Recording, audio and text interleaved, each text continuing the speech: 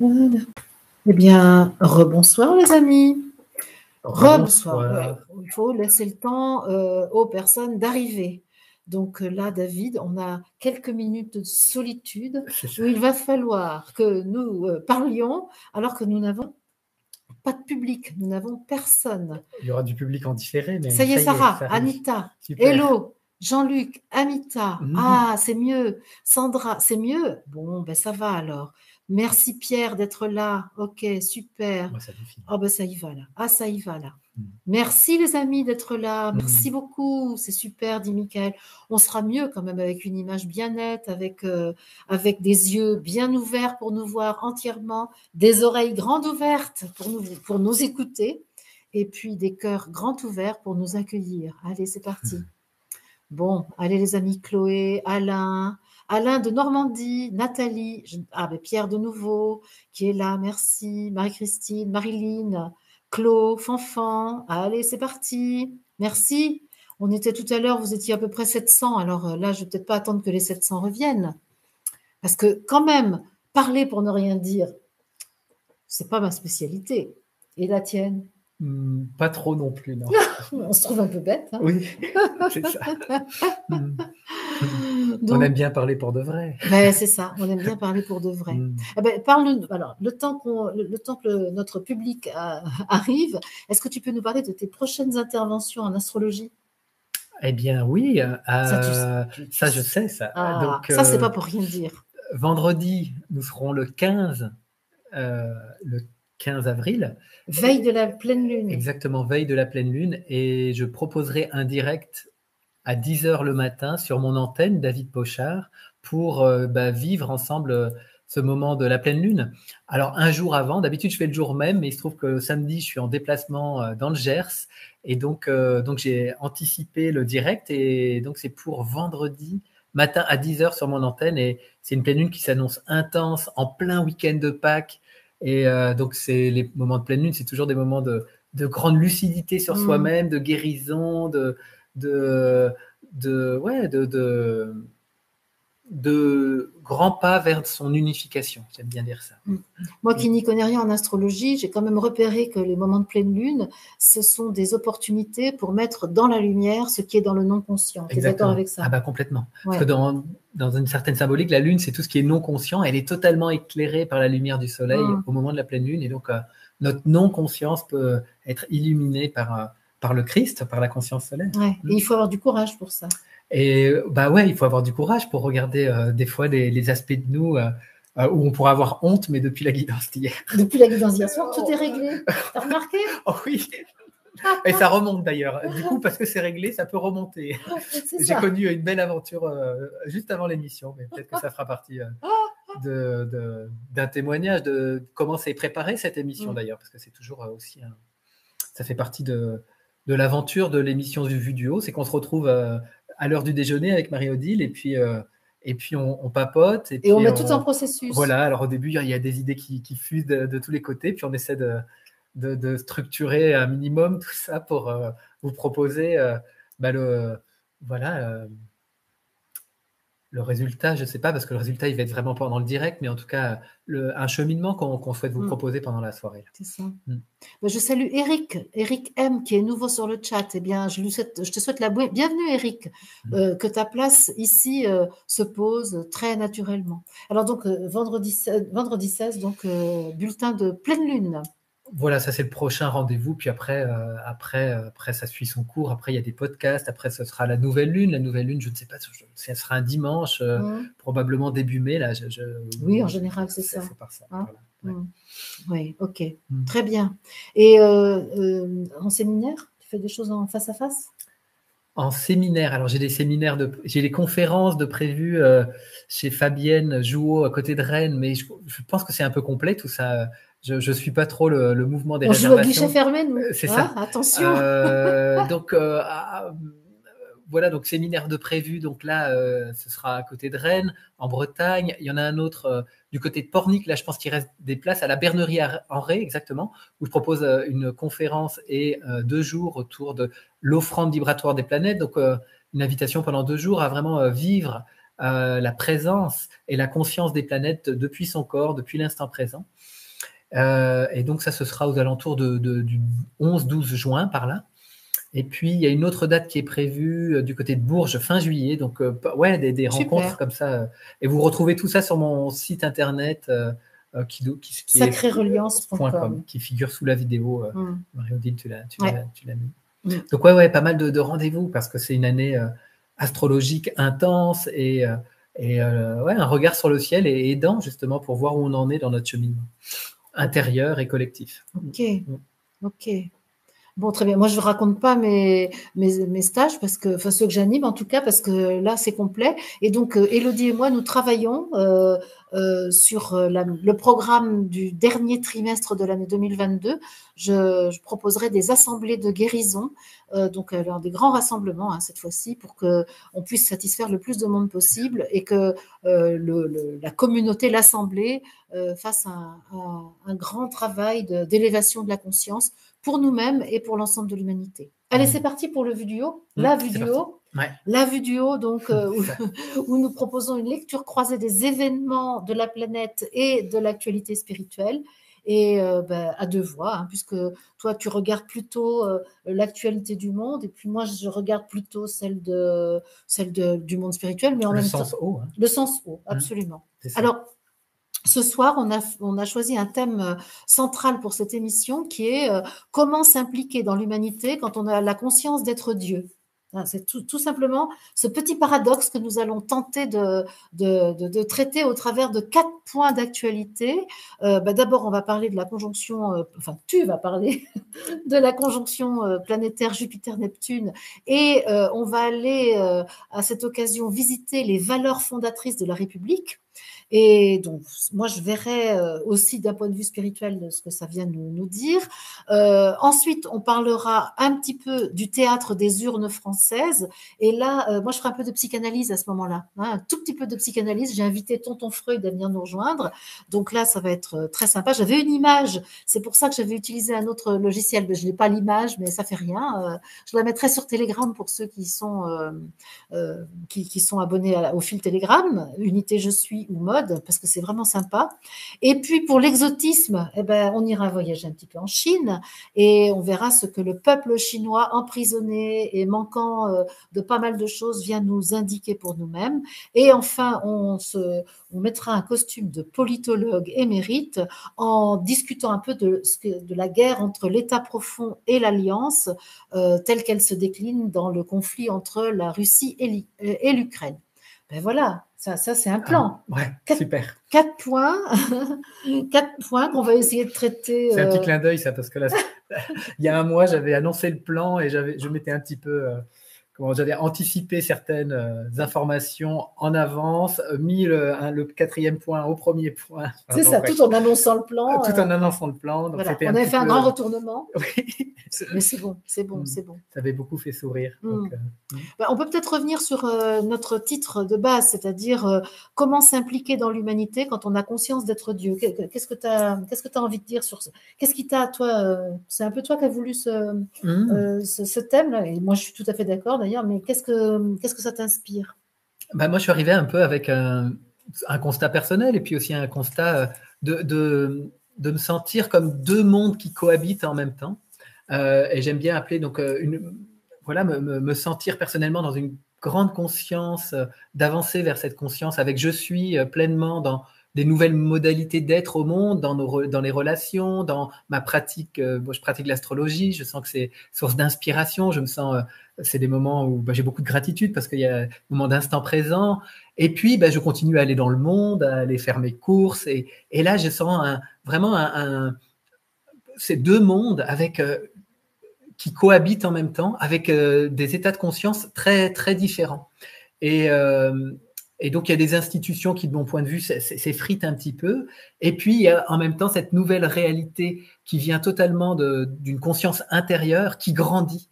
Et des fois, c'est un peu rock'n'roll, je trouve, comme si c'est un décalage. Je me sens de plus en plus un inconnu des fois dans ce monde, et en même temps, je me sens totalement participer à ce monde en même temps. Donc, c'est un petit peu ça qui a qui a fait qu'on a cheminé vers ce titre-là.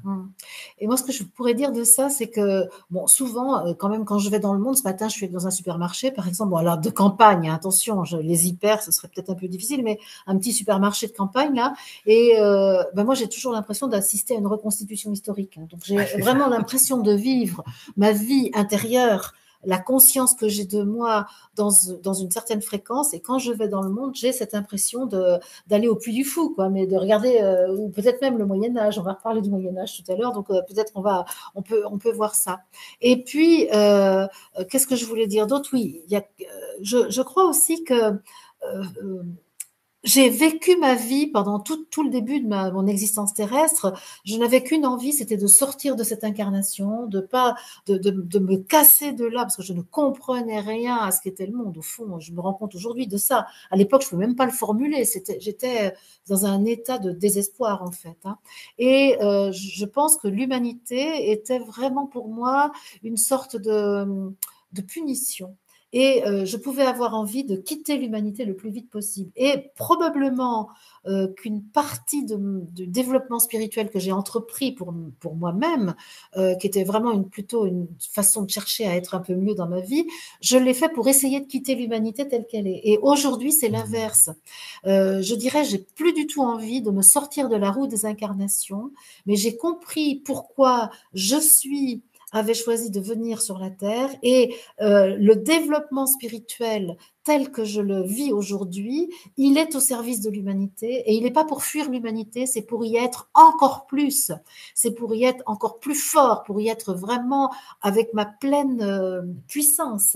Et aujourd'hui, je peux même dire que depuis que j'ai compris que l'entité spirituelle humanité avait organisé les univers, évidemment qu'il n'est pas question de sortir de l'humanité. Et donc, en effet, je m'implique d'autant plus dans l'humanité que j'ai conscience d'être Dieu, pour prendre la formule que nous avons employée pour donner le fil rouge de cette émission. Ouais. Oui, et moi, je te rejoins totalement. Moi aussi, j'ai connu une incarnation un peu où j'ai cherché vraiment à la fuir profondément, soit dans le monde du rêve, soit après avec l'utilisation de stupéfiants, etc. Et ce que je remarque aussi aujourd'hui, finalement, c'est que peut-être que j'ai un reste de croyance qui croit que si je consacre ma vie à ce royaume intérieur, je vais me couper de l'humanité. Oui. Et c'est pas vrai du tout, parce que lorsque je suis totalement présent, je sens que ça inclut totalement l'humanité et le monde. Quand je vais dans le monde, je me sens pas du tout, je me sens aimant intérieurement, et aimant aussi pour ce que je vois à l'extérieur. Même si je me sens un décalage, ce décalage n'est pas, ça exclut pas en fait. Il y a un décalage, mais qui peut inclure ce que je perçois du monde extérieur. Donc, c'est un peu le sens de cette émission, c'est de justement observer ce qui se passe dans l'humanité et de voir comment ça sert le plan spirituel. Exactement. Comment tous les événements sont des indicateurs de notre développement spirituel. Exactement. Il n'y a pas de séparation entre ce que je perçois extérieurement du monde et ma démarche d'unification intérieure.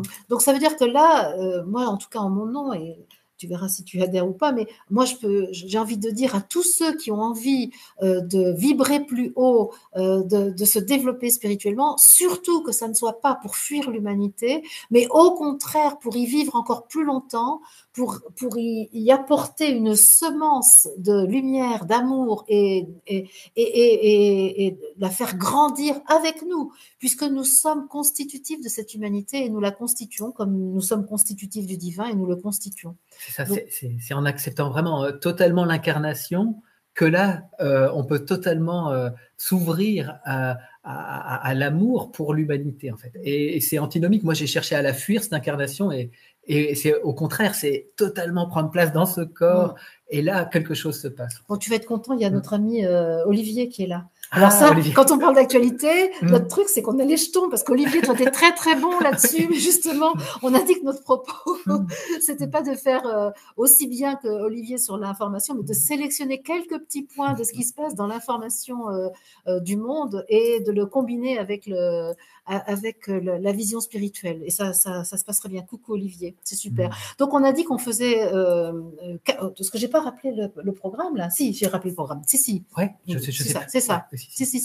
J'ai un doute, Donc, moi. en tout cas, je rappelle. Ouais. Donc, 4 points pour notre menu de ce soir. La conjonction planétaire Jupiter-Neptune avec les valeurs de la République qui sont revues, les élections en France avec tonton Freud, un peu de Chine avec l'emprisonnement du peuple, et puis la guerre entre l'État profond et l'Alliance au travers de la Russie et de l'Ukraine. Donc, on y va avec le premier point, la conjonction planétaire Jupiter-Neptune, ça c'est ton affaire. C'est mon affaire, et puis bon, moi, je pense Oui. qu'il y aura des ponts faciles C'est aussi ça, à faire. c'est ça.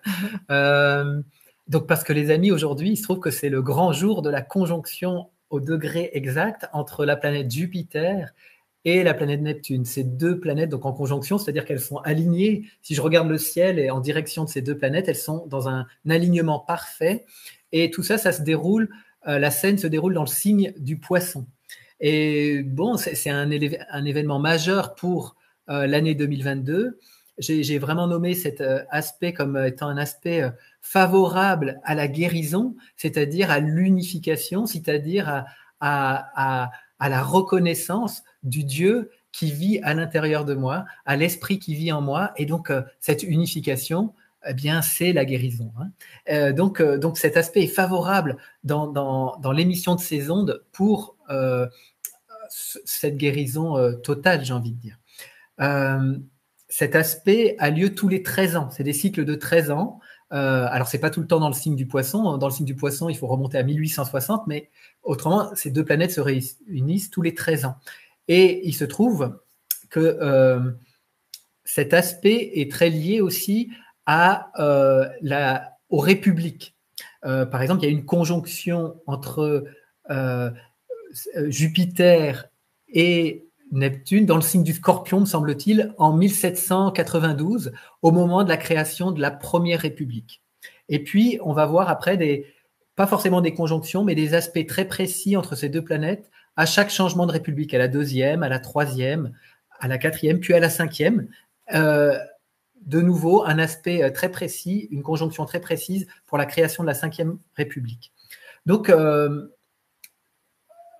voilà, c'était intéressant là pour les missions, pour faire du lien, pour remonter à cette Première République et voir quels sont les idéaux, parce que c'est un aspect qui peut nous conduire à avoir des visions et des idéaux d'une société, d'une vision d'une société. Et donc, si on remonte à la Première République, eh bien, ces deux aspects, on pourrait dire, portent aujourd'hui l'essence même de notre aboutissement de société. Parce que si on remonte en 1704 post-révolution, eh bien, là, notamment conduit par le courant franc-maçonnique, notamment, eh bien, il y a vraiment les idéaux d'une société qui va nous conduire à ce mondialisme qu'on est en train de vivre aujourd'hui, à ce transhumanisme même qu'on pourrait dire qu'on vit aujourd'hui.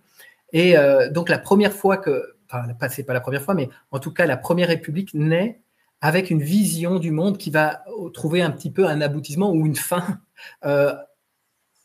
en 2022, plus ou moins. On sent bien qu'on est à la fin là, de quelque chose, d'une grande civilisation basée sur une vision du monde, et notamment, on pourrait dire, qu'est-ce que c'est cette vision du monde à l'époque? On retrouve dans certains textes de l'époque, là, eh bien, déjà une vision d'un État global qui puisse diriger, contrôler l'ensemble de la population. Et déjà, dans les textes fondateurs, on va trouver des traces de ça. Et donc, successivement, là, au fil des républiques, eh bien, cette vision première s'est colonisée dans toute la structure de l'État, dans les structures de nos nations, pour donner la scène d'aujourd'hui entre quelque chose qui veut aller vers un nouvel ordre mondial, qui contrôle la population et qui porte beaucoup ce que je viens de nommer là. Ce que je peux peut-être dire, c'est ce que je ressens là en t'écoutant, c'est l'émanation de cette conjonction. C'est-à-dire c'est l'union de ces deux planètes là qui sont réunies aujourd'hui. Je sens qu'elles nous disent, c'était drôle l'expression, notre union va vous secouer les puces. Est-ce que c'est possible qu'elles puissent dire ça? C'est vraiment, je sens, elles disent, j'ai peur de tout, je vais enlever ma... notre union va apporter sur votre terre un vent de grands changements, une sorte de de mouvement de nature à mettre en désordre ce que vous croyiez qui était institué, ce qui était solide, va par notre rencontre être appelé à bouger, à être désordonné. C'est la notion de désordre qui est apportée par donc cette guérison dont tu parles. Elle va passer par un désordre, c'est-à-dire ce qui n'est pas en ordre, mais qui paraît en ordre, va être défait. C'est-à-dire que pour la guérison, ce qui m'est montré là, c'est des boîtes qui, d'apparence, semblaient bien rangées et qui, en réalité, n'étaient qu'une façade qui cachait un grand désordre à l'intérieur, des incohérences. Et donc, toutes les incohérences vont être montrées pour qu'un nouvel ordre spirituel puisse advenir sur la terre. Il ne s'agit pas pour nous du nouvel ordre mondial tel qu'il a été pensé, tel qu'il est voulu par un certain nombre d'humains qui croient diriger la planète. Il s'agit d'un nouvel ordre spirituel qui va inviter les humains à devenir souverains, à se mettre au centre de leur existence et non plus à être des pantins manipulés par d'autres humains. Voilà, c'est ce que dit la conjonction. Bah, c'est super parce que ça dit exactement, je vais reprendre aussi certains aspects, c'est un Neptune, c'est un aspect de dissolution, donc c'est une mise au chaos justement, une désorganisation comme qui est nommée là, et qu'est-ce qui est touché, c'est l'identité, on pourrait dire Jupiter, dans notre légende humaine, ça va représenter notre masque social, notre identité humaine conventionnelle, issue de notre identification à notre vraiment à la légende humaine, c'est-à-dire la manière dont c'est construit, le personnage qu'on a construit, les personnages qu'on a construits, c'est ça qui est invité à se désorganiser en nous. Donc ça, c'est au niveau de l'individu. Et bien sûr, ça a une même répercussion dans l'organisme social, dans sa totalité. C'est la même chose. Hein. Et pour que nous passions de cette identification à notre histoire humaine, aux conventions, à toute cette légende humaine, et que l'identité divine absolue prenne place en nous, parce que c'est un aspect d'unification avec notre transcendant. Neptune, c'est le divin, c'est les royaumes unifiés, c'est vraiment ce qui descend là pour que ça devienne notre nouvelle identité. J'écoute s'il y a autre chose. Je sens la présence du Christ avec nous, quand même, très forte, qui dit ah oui, il s'agit du changement d'air, de accent grave RE. Hein. Il dit qu'il a beaucoup imprimé sa puissance dans l'air qui vient de se terminer, mais qu'il est présent avec une nouvelle force, une nouvelle puissance dans le temps qui commence maintenant. Il dit, tout comme vous venez d'énoncer que vous aussi vous restez dans l'humanité, je peux de mon côté affirmer la même chose. Il ne s'agit pas pour moi de délaisser l'humanité en étant le Christ, donc en étant présent dans le corps d'un humain, c'est avec l'ensemble des humains que j'affirme ma présence aujourd'hui. J'ai besoin de tous les hommes de bonne volonté pour former un nouveau royaume, un royaume où chacun est le souverain, un royaume où l'amour est la loi, où il n'y a pas de roi qui domine, il y a une responsabilité qui échoit à chacun pour organiser les actions et la vie.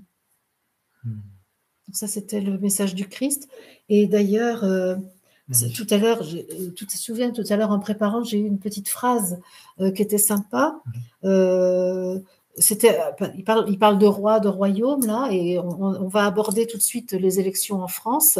Et la phrase qui m'était donnée tout à l'heure avant de commencer, c'était « Celui que tu choisis pour roi, il te tuera. Si tu te choisis toi, éternellement tu vivras. » Et c'est vraiment la phrase du Christ aussi. Hein.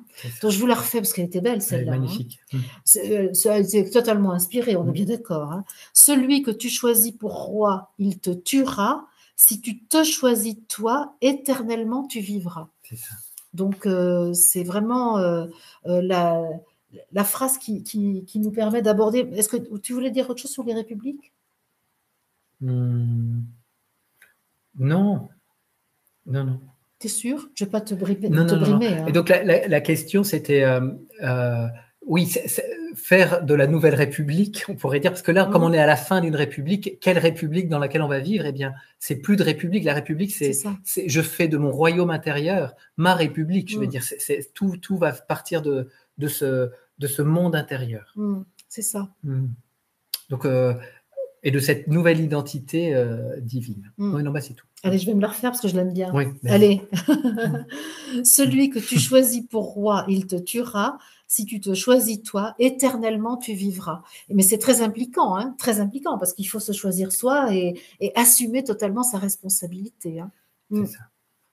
Donc, on en arrive justement aux élections, parce que c'est un petit sujet qui a occupé pas mal les esprits, les consciences ces derniers temps. Et donc, est-ce que tu veux dire un mot, toi, de ce que tu as pu constater de ce phénomène des élections, du résultat, des conséquences du résultat, etc.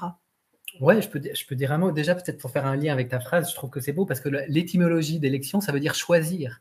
Et là, il est question de se choisir dans la proposition et pas de choisir une personne extérieure, mais bien l'invitation de se choisir. En fait. Et je trouve que c'était un beau clin d'œil à l'étymologie du mot élection. Moi, dans un premier temps, je peux dire que j'ai été d'abord personnellement, à titre personnel, assez distant on va dire des élections. Moi, je n'ai pas senti participer moi-même à aller mettre mon bulletin dans l'urne. Et donc, je me suis senti, c'est un peu comme je vous nommais en début d'émission, c'est-à-dire, moi, j'ai envie de consacrer cette aspiration à vivre, à faire grandir ce monde intérieur. Et donc, je n'ai pas forcément envie d'alimenter les vieilles institutions basées sur la dualité, la séparation. Et donc, voilà. Donc, ça, c'était à titre personnel. Et donc, ça colore aussi mon regard parce qu'il y a beaucoup de distance, finalement, dans le regard sur les élections. J'aime bien, en écrivant l'autre jour, j'écrivais, mais concernant qui allait sortir du chapeau, est-ce un bien, est-ce un mal? Il y a un fameux conte zen qui exprime vraiment bien cette question-là. C'est l'histoire d'un père et de son fils. Ils ont des chevaux. À un moment, un cheval arrive. Tout le monde dit quelle chance vous avez, regardez les talons qui viennent d'arriver. Et puis quelques semaines plus tard, le cheval s'en va. Oh malheureux, mon pauvre, comment allez-vous faire? Et à chaque fois, il y a un rajout dans l'histoire, un événement qui change. Et le village est catastrophé, et puis le père dit est-ce un bien, est-ce un mal? Et il y a une évolution, et l'évolution se poursuit vers toujours plus de croissance en tout cas. Et donc c'est vraiment pour moi, j'aime bien prendre cette phrase par rapport aux événements extérieurs, parce que de mon point de vue, le président va représenter une certaine forme de la non-conscience du peuple, et donc ce sera une invitation à stimuler notre propre conscience, à être un souverain. Et donc, l'acteur qui jouera le rôle du président, eh bien, ce sera l'acteur parfait pour nous stimuler notre conscience mais est-ce que vous voulez récupérer votre souveraineté ou non? Donc, je l'aborde un peu comme ça, la phase d'élection. Et donc, après, donc, je trouve hyper intéressant ce que tu vas nommer et le côté psychanalytique des personnes qui ont été choisies, parce que ça, c'est vraiment intéressant. Absolument, absolument. En fait, ce matin, dans un fil Telegram, qui n'est pas celui d'Unité Je suis, mais j'ai vu une image que je voulais vous montrer, mais donc comme j'ai dû refaire un flux, je ne peux pas le faire là, mais c'était une image de Freud, et la phrase suivante qui disait « En France, deuxième tour très oedipien entre celle qui a tué son père et celui qui a épousé sa mère. » Et alors là, ça m'a tellement plu, parce qu'effectivement, je pouvais voir que, donc évidemment, Marine LP, là, elle a, bien sûr, elle s'est fâchée avec son père, et c'est comme ça qu'elle a finalement réussi à se hisser à la tête de son parti. Et quant à l'actuel président de la République, c'est clair que là, il est marié avec une femme qui a 20 ans de plus. Plus de 25 ans, plus de 25 ans, 27 ans je crois, 27 ans de plus que lui, donc il pourrait carrément être sa mère. Plus, ouais.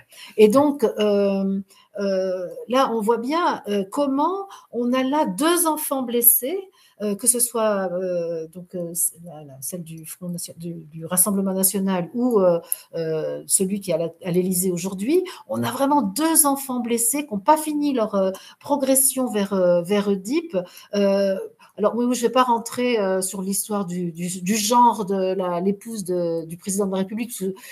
À la limite, bon, c'est possible, mais c'est même pas la question. De toute façon, c'est la mise en scène, ça. C'est l'enrobage, on va dire. Alors pour ceux que ça intéresse, moi je trouve ça tout à fait ok qu'on aille voir. Mais moi, au-delà de ça, c'est tellement de la mise en scène et c'est tellement pour occuper le bas peuple à quelque chose, pour nourrir une espèce d'ironie, de rigolade autour du président, alors qu'il y a tellement à dire sur la réalité de ce qu'il fait.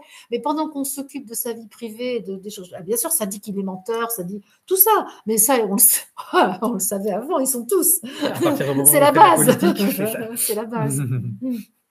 Et donc oui, bien sûr que là, ce qu'il faut voir surtout, enfin, ce qui me plaît, c'est de voir qu'on a là affaire à 2 enfants blessés qui ne savent pas être des adultes. Et il me semble qu'un des attachements aux institutions et notamment aux pseudo-élections qui ont lieu, parce qu'on sait aujourd'hui que les élections n'ont plus de fondement d'expression démocratique. C'est-à-dire que ce n'est plus le peuple qui s'exprime au travers d'élections. Par conséquent, on sait très bien que, moi en tout cas, je sais que si j'allais voter, ce serait jouer dans une pièce de théâtre qui me ferait croire qu'il y a quelque chose, que j'aurais de l'influence par un bulletin dans l'urne. Or, ça n'est pas du tout le cas. Moi, si j'ai fondé le mouvement organique de l'homme-esprit, c'est parce que justement, il y a plus du tout c'est un mouvement politique, et il n'y a plus du tout, en ce qui me concerne, de crédit à accorder aux institutions d'aujourd'hui, et notamment aux institutions démocratiques. Et donc, ce qui est intéressant, c'est de voir que quand on cherche absolument à élire un être humain pour être l'autorité suprême de la République, quelque part, c'est qu'on cherche encore un papa. Alors, j'espère que je vais vous choquer quand même, j'espère que je vais en choquer certains, et que tous ceux qui sont allés voter, eh ben, moi je dis ok, je respecte totalement ce choix, mais je vous invite à voir comment on nous demande de choisir notre père politique, et ça nous dit ne soyez pas souverain. Or, le temps est venu d'assumer notre souveraineté et de dire je peux me passer d'un papa. Et quand on voit effectivement les 2 personnages qui se retrouvent au second tour, on voit bien que ce sont des enfants blessés, et nous n'aurons pas un adulte, quoi qu'il arrive, à la tête de ce pays, parce que ce serait une qui a essayé de tuer son père et l'autre qui a épousé sa mère. Donc c'est formidable, absolument formidable. Et donc oui, il y a plus le côté femme-mère et le côté père. On a vraiment le couple parental, névrotique. Le couple névrotique à fond, les 2 n'ayant pas fini leur croissance psychologique, affective, et qui probablement briguent le mandat pour essayer de se guérir de la blessure de l'enfant qu'ils n'arrivent pas à guérir avec leurs propres ressources, en fait. Donc c'est intéressant de regarder ça. Alors d'un point de vue spirituel, là, le monde spirituel nous dit, vous avez en France une opportunité inédite pour affirmer que vous n'avez plus besoin de ces vieilles institutions. Vous pouvez vous positionner en tant que vous-même dans votre souveraineté et commencer à vivre votre existence, non point sur le plan de la densité et des structures anciennes qui sont maintenant en cendres, mais vous pouvez déjà vivre avec votre dimension Shambhala dans le monde qui n'a pas besoin d'une pyramide pour être tenu, mais qui a besoin de se retrouver dans un organisme vivant qui est assumé par tous les êtres qui le composent, par tous les humains qui le constituent. Vous êtes, vous, les cellules d'un corps qui vit à travers votre propre autonomie, votre propre souveraineté. Donc, Voilà le petit mot du monde spirituel sur les élections françaises. Alors là, évidemment, le monde spirituel ne va pas se prononcer sur ces choses-là. Et Et c'est beau que cette élection se vit en même temps. Je refais un petit écho à ce Jupiter, Neptune, parce que c'est vraiment c'est dissoudre sur tous les fondements euh, sur lesquels se sont basées notre société jusqu'à depuis les républiques, que ce soit la Grèce antique, la Rome, toutes les structures qu'ont construit l'humain. On pourrait dire dans cet aspect-là, en poisson, c'est toute cette histoire qui peut être totalement dissoute pour laisser place à un nouvel organisme, et là, qui naît de la conscience individuelle qui se laisse investir par sa divinité. En fait. Et là, bien sûr que dans les deux candidats qui restent pour le second tour, on a une figure de père avec l'homme et une figure maternelle avec la femme, mais qui porte évidemment l'autre polarité, ça paraît évident. Mais donc, selon qu'on va être plutôt en recherche de la loi, on va voter pour le père, et plutôt qu'on va plutôt être en recherche d'une morale, on va voter pour la mère. Donc, c'est vraiment intéressant de regarder cette scène d'un peu loin et puis de se demander est-ce que je mets encore de l'énergie dans ce système ou est-ce que je mets toute mon énergie dans le nouveau monde. J'avais noté aussi une autre phrase, mais celle-là, elle était plutôt pour les plus de 40 ans, plus de 50 ans même, sur le slogan publicitaire d'autrefois qui disait « un Ricard, sinon rien ». Là, je dirais moi, une élévation de fréquence, sinon rien. C'est-à-dire, je ne crois pas à autre chose qu'une élévation de fréquence pour aller plus loin, et tout le maintien des systèmes humains me semble être une catastrophe. Une catastrophe. Oui, c'est vraiment cette sensation. On en a fait tellement le tour, en fait. C'est ça. On en a fait tellement des philosophies, des systèmes, des démocraties diverses et variées, des totalitaires, des communistes, des pseudo-démocratiques. On a fait vraiment beaucoup d'expériences depuis que l'humanité est sur cette planète-là. Et est-elle dit entre la peste et le choléra, je passe mon chemin. Donc évidemment, bien sûr que moi j'ai totalement du respect pour tous ceux qui choisissent d'aller encore jouer dans la pièce de théâtre, hein, c'est tout à fait possible. Mais bon, c'est pas du tout, en tout cas moi mon choix. Ça fait des années d'ailleurs que je ne vote pas. J'ai pas attendu la crise actuelle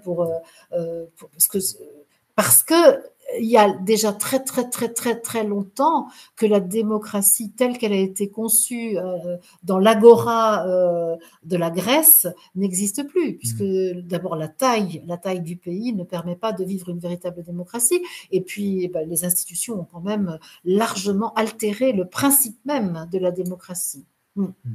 C'est ça. Donc voilà, un petit tour d'horizon de ce qui s'est vécu en France.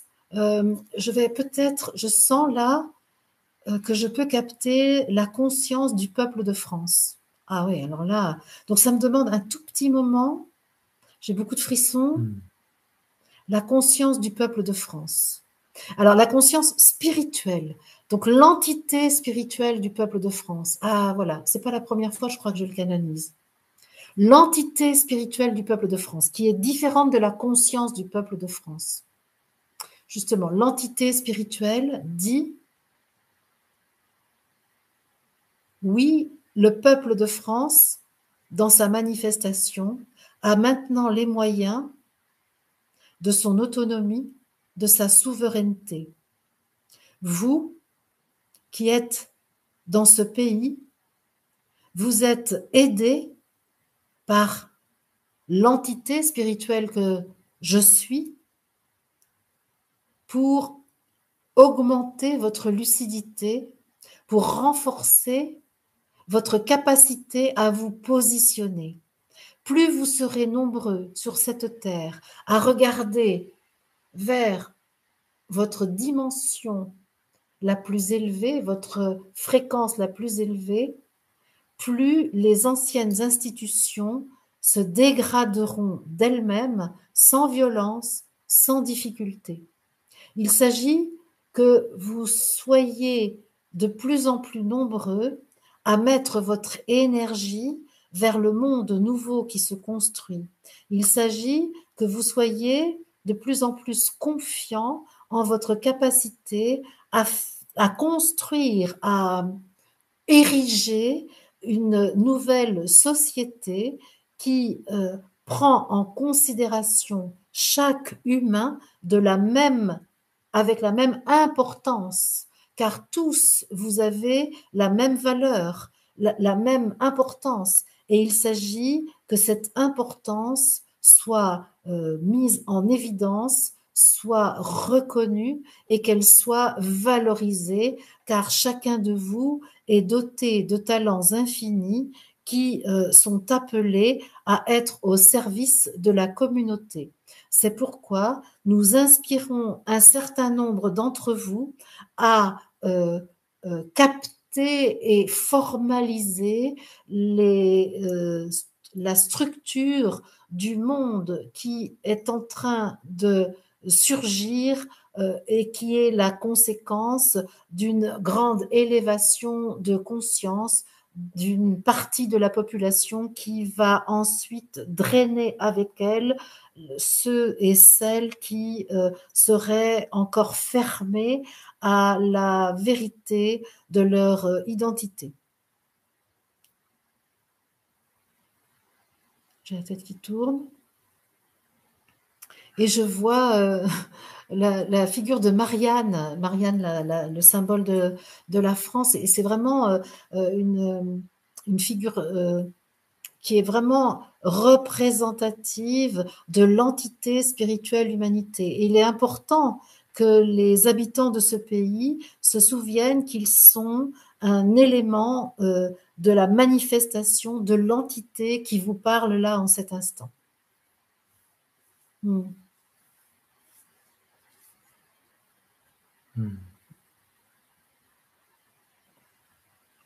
Bon. C'est vraiment l'identité divine qui s'installe. Et là, nous recevons une aide, justement, pour le peuple de France, de l'entité spirituelle peuple français, pour nous qui sommes sa manifestation. Et nous avons là, dans cette assemblée de ce soir, mission à répandre l'information sur l'ensemble du territoire pour tous les habitants de cet endroit. Parce que nous recevons le courage de notre souveraineté, pour notre souveraineté. Je perçois vraiment l'entité spirituelle de la France là, qui se déploie dans chacun des participants à l'Assemblée en direct, en différé. Et ça forme, c'est comme chacun reçoit cette information de l'identité France spirituelle. C'est ça. L'entité spirituelle du peuple français et le peuple français qui manifeste cette entité. Et après, ça se répand comme ça. Chacun répand l'information autour de lui. C'est beau. Oui. Et oui, et donc la France a un rôle. Ouais, je sais que Lulumineuse a fait une vidéo avec Lydie elle parle du devenir de la France. Oui. Et j'ai regardé la vidéo, effectivement. J'ai vu qu'elle en parle. Et donc on peut peut-être justement voir. C'est très drôle parce que ça me renvoie à la Statue de la Liberté, figurez-vous. Il y a un lien étroit entre la France et la Statue de la Liberté. La Statue de la Liberté a été fabriquée par des Français, je crois que c'est Bartholdi et Eiffel peut-être même qui ont conçu la Statue de la Liberté. Elle a été transportée avec bien des difficultés.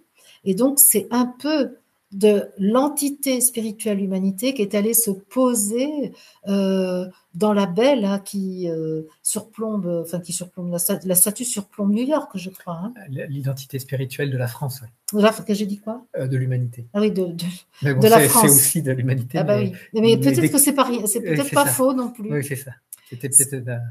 Tu as raison, c'est quand même celle de la France. Mais il y a Et donc, il y a un lien… Porte-parole de l'humanité. Il y a un lien étroit, très fort, qui a subsisté entre cette statue qui porte quelque chose. Il y a vraiment ça, elle a un pouvoir, on pourrait dire, magique sur l'ensemble de l'humanité. Alors là, cette fois-ci, je ne me trompe pas. Comme la France, d'ailleurs. Et exactement, comme la France peut avoir un pouvoir magique. Exactement. Et c'est pourquoi la France, quand le peuple français aura compris sa souveraineté et saura l'assumer, alors par le biais de la Statue de la Liberté, toute l'Amérique du Nord sera transformée par ça. Et c'est ce qui me vient, c'est que l'émission, c'est la fréquence qui est émise, c'est vraiment celle du mode, c'est-à-dire du fonctionnement de l'organisme humain lorsqu'il est, il est inspiré par le divin. Ouais. Et c'est cette information, on pourrait dire, cette cellule française hexagonale là, d'une cellule de ruche d'abeilles, Ouais. eh bien, on pourrait dire l'abeille, la ruche a un fonctionnement organique hors du commun, avec un système hyper élaboré, complexe et merveilleusement harmonieux. Eh bien, effectivement, dans l'information du peuple spirituel de la France, il y a cette même lien au fonctionnement organique du grand corps humain. En fait. C'est ça, c'est ça, c'est ça. Donc ça, c'est vraiment intéressant. Oui, et Léonard de Vinci est venu vivre et mourir en France, dit Christelle. Oui, il y a ça aussi. C'est vrai que c'est un grand être initié, un grand être spirituel. Hein, et que tu associes à Sri Aurobindo. Ouais. Oui, très associé à Sri Aurobindo, parce qu'on dit que c'est la même entité. À l'homme de Vinci, qui parle aussi de cet organisme humain. L'homme de Vitruve. C'est ça. Donc voilà ce qu'on avait à dire sur la France et les élections françaises. Donc vous voyez que c'est pas du tout une analyse politique et sociale, mais bien plus le lien entre justement ce qui se passe sur la Terre et le développement spirituel. Et la possibilité de passer à l'étage du dessus, c'est-à-dire utiliser les événements de la 3D pour s'élever dans une nouvelle fréquence. C'est ça, c'est ça. Donc on arrive à notre troisième point. Tu as vu, on respecte le plan. Super, oui. Ah ouais, quand je prends les choses en main, moi, c'est ça. Tu sais Capricorne. Moi, je suis une Capricorne. Moi, le Cancer, ça s'éparpille un petit peu. C'est pour ça qu'on fait un bon duo. Oui. Donc, on a dit qu'on allait voir ce qui se passait du côté de la Chine. Peux-tu nous dire ce qui se passe en Chine? Très brièvement, ce qui se passe en Chine, là, actuellement, dans le moment présent, j'ai vu quelques vidéos aujourd'hui là de ce qui se passe à Shanghai. Bon, ça fait quelques jours que c'est en cours, mais Shanghai est sur un système très répressif de lockdown, c'est-à-dire que toutes les personnes ont interdiction de sortir de leur habitation. Ils veulent éradiquer, et c'est le mot qui est employé, hein, ils veulent éradiquer le Covid. Il faut qu'il n'y ait plus le virus. Le virus. Ils veulent éradiquer le virus. Et donc, pour ça, ils ont mis des systèmes hyper répressifs. Et ils ont, Shanghai, c'est pas une petite ville de Fenyu, je sais pas combien il y a d'habitants à Fenyu. Dans le bourg de Fenyu, 300. 300 habitants. Dans Shanghai, c'est pas ça du tout. Donc, ils sont tous dans leur cage à lapin, j'ai envie de dire, dans leurs grands immeubles, dans les grands immeubles. Et puis là, en ce moment, ils se mettent à hurler à leurs fenêtres. Il y a des bruits.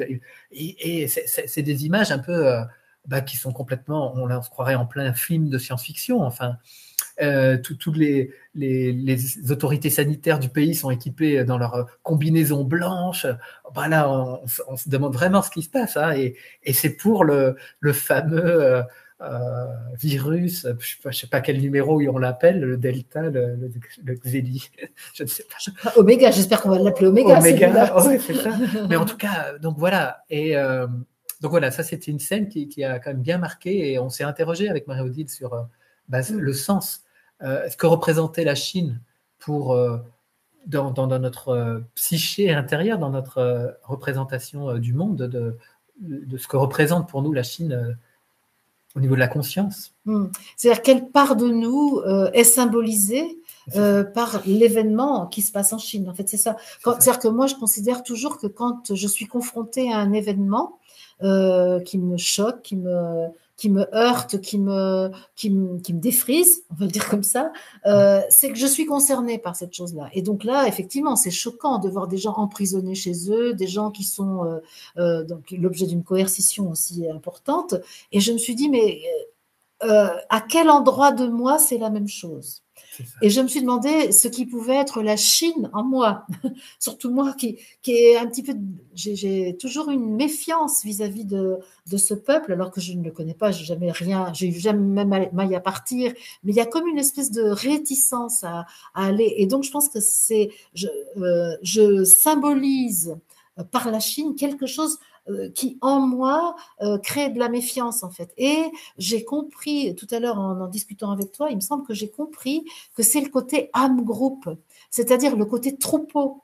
Le côté troupeau, c'est-à-dire quelque chose qui, en moi, serait encore tenté pour suivre le troupeau. Tu sais, le mouton, hein, qui voudrait être le mouton qui va être indifférencié dans le troupeau, justement, fusion, le côté fusionnel, le côté âme groupe qui est là encore en moi et qui finalement se soumet à une autorité extérieure, qu'elle soit collective ou individuelle. Et il me semble qu'il y a en moi, dans ma personnalité, quelque chose qui est chinois, dans le sens un peu soumis et troupeau. Je veux bien rebondir là-dessus parce que dans mon histoire personnelle, et puis ça va faire écho à une situation que j'ai vécue un peu avant l'émission, là. Et quand je suis arrivé sur Terre, quand j'étais le bébé, je suis sorti du ventre de ma mère. Oh, mais là, c'est un Chinois, il a les yeux bridés. Et on m'a toujours dit, on m'a toujours dit, ah, David, il a des origines chinoises. Il y a eu quelque chose comme ça dans le prime, voilà, quand il y a le nourrisson. Et là, tu parles d'âme groupe. Et puis, j'ai vécu un processus assez intense, juste 1 heure avant l'émission, où j'ai été pris d'une émotion, mais qui m'a bouleversé totalement, bon, de manière très très intense, bon, sans trop rentrer dans les détails, mais bon, tout de suite on l'a mis en lien avec la préparation à cette émission, tout ce qu'on avait vécu tout au long de la journée. Et là, quand tu parles de ça, ben c'est ça, c'est l'âme groupe, l'individu ne peut pas fonctionner en tant qu'individu. Et dans le programme on va dire initial on va dire il y a chez le petit David que j'ai été, il y a quelque chose qui a été induit par une autorité extérieure à être surtout pas qui il est, mais bien une espèce de clone fabriqué, donc là par l'image de l'autorité extérieure, et qui aurait imposé ça à l'enfant pour surtout pas être ce qu'il est, mais l'image fabriquée. Et dans quelque part, quand je voyais, là tu parlais des Chinois, ben je voyais ça, c'est comme s'ils sont déjà dans l'ère des clones en fait, c'est-à-dire ils sont pas qui ils sont, mais ils fonctionnent à partir d'une entité groupe modélisée sur une vision du monde. Et la modélisation chinoise, on sait bien qu'elle est très liée au transhumanisme, au contrôle de la population, et qu'elle représente, on pourrait dire, une espèce de quintessence de ce projet pour l'humanité, c'est-à-dire et qui associe à la fois la technologie, parce que c'est ce qu'on a mis en évidence aussi pour le peuple chinois, c'est-à-dire quelque chose de très archaïque et en même temps de très technologique, moderne. Et donc, voilà, il porte ça, le peuple chinois. J'entends là qu'on me parle de l'âme du peuple chinois. C'est drôle parce que pour la France, on disait l'entité spirituelle du peuple français, et là, on me dit l'âme du peuple chinois. Il y a vraiment quelque chose du passé. Hein. Eh bien, c'est ça, il y a quelque chose qui maintient une image du passé. Alors, l'image que j'avais tout à l'heure, si tu te souviens, c'était un homme des cavernes habillé avec un smoking. C'est-à-dire qu'il y a quelque chose de très archaïque dans le comportement suiveur, âme groupe, etc. Et en même temps, un développement technologique absolument énorme. Oui, à Shanghai, c'est tout technologie. C'est ça. Ouais. C'est ça. Et donc, c'est vrai qu'on pourrait se dire que cette âme qui est appelée à disparaître pour l'humain, qui même est en train de disparaître pour l'humain, eh bien, eux, s'il n'y a plus cette âme, ils deviennent un peuple technologique, ils deviennent un peuple carrément un amas de cellules, et c'est tout l'enjeu, en fait, de leur peuple, là. Oui, ça me relie à la Lune, qui est invitée à disparaître. Et la Lune, dans la lecture spirituelle, notamment quand fait Steiner, c'est vraiment des résidus du passé, la Lune, qui serait l'ancienne Terre, si on veut. Et il y a quelque chose de cette ancienne Terre qui est très lié à cette âme chinoise, en fait. Et comme un reste de l'évolution successive. C'est ça, une image, en fait, de quelque chose du passé que nous avons à notre disposition pour nous souvenir de ce que nous sommes. De même qu'on a créé le soleil pour avoir une image sous les yeux de ce qu'est l'amour inconditionnel et absolu, nous nous sommes constitués en créant une partie de nous avec l'âme chinoise pour voir, pour nous souvenir, pour avoir sous les yeux la psyché ancienne de l'humanité. C'est ça. Et psyché ancienne de l'humanité, et ça me fait encore du lien avec Jupiter-Neptune, c'est vraiment ce que l'énergie de ces deux-là viennent nous apporter comme c'était donné dans la guidance, une puissance de dissolution pour que ce passé puisse totalement...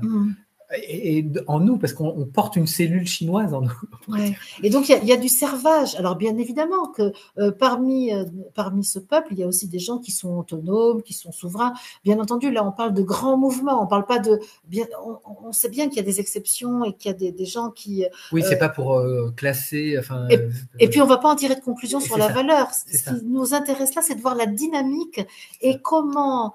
ça, on peut le mettre à notre service pour voir la partie de nous qui est propre à notre histoire, qui est propre à quelque chose qui voudrait passer de l'homme des cavernes à la technologie sans avoir véritablement fait grandir l'âme, sans avoir fait grandir l'esprit qui est là-dedans. Ça reste quelque chose de soumis, en fait. Oui, là, ce qu'on regarde, c'est vraiment les comportements, les attitudes, plutôt que les personnes en tant que personnes. C'est ça, absolument. Absolument. Et on fait la même chose d'ailleurs quand on regarde un président de la République en France ou un groupe, c'est pas tant, c'est les comportements psychologiques qui intéressent, archétypiques, parce qu'ils sont en miroir de ce qui a besoin d'être transformé dans l'individu. Exactement, exactement.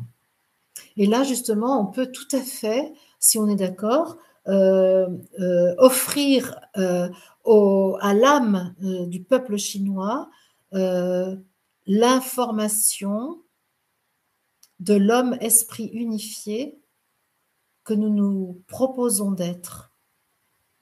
Parce qu'il ne s'agit pas de les éjecter, il s'agit de leur injecter la conscience de Shambhala, en fait, la conscience de l'être humain unifié, de l'être humain unifié à l'esprit. Il ne s'agit pas de les éradiquer, c'est ça qui est intéressant, parce que l'éradication du virus, c'est comme retirer toutes les forces de vie. Et les forces d'évolution, parce qu'on sait que les virus, c'est exactement un organisme qui conduit, qui propulse nos organismes à évoluer, d'ailleurs. C'est ça. Et donc, c'est ça. Et là, c'est beau. L'assemblée que nous constituons ce soir peut tout à fait émettre vers la Chine et le peuple chinois, vers l'âme chinoise, l'information de la fréquence de Shambhala en soi, de la fréquence de l'homme-esprit unifié, de la fréquence du Christ, conscience solaire, amour inconditionnel. Et c'est très étrange parce que je me retrouve avec l'entité spirituelle de Mao Tse-tung, qui traîne quelque part dans l'astral et maintient le peuple sous son joug. Voilà, je vois ça. Et donc là, ce qu'on peut faire, c'est aider l'entité spirituelle de Mao Tse-tung à libérer totalement le peuple de l'emprise dans laquelle il le maintenait. Voilà. Ben, c'est énorme. Espèce d'étau, là. Oui, et derrière, avant lui, il y a aussi tous les, je ne sais pas comment ça s'appelle, les rois en Chine, là, ceux qui dirigent. Les empereurs ? Oui, les empereurs, voilà, c'est ça, les empereurs de Chine.